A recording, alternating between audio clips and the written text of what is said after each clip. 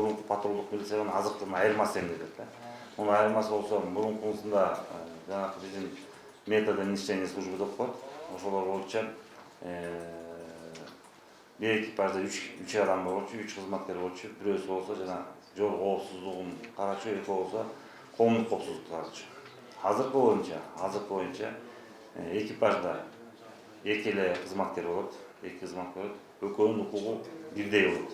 Экөөнүн укугу бирдей, булар деген толук кандуу өзүнүн участкасында коомдук коопсуздукка жана жол коопсуздугуна толугу менен жооп берет. Мындан тышкары ушул экипаждарыбыз жанагы 102 линиясы боюнча чакырууларга чыгат, толугу менен материал түзөт, топтойт. Анан жана опергруппабыз келгиче ошол жакта ыкчам кызматтарды аткарып турат.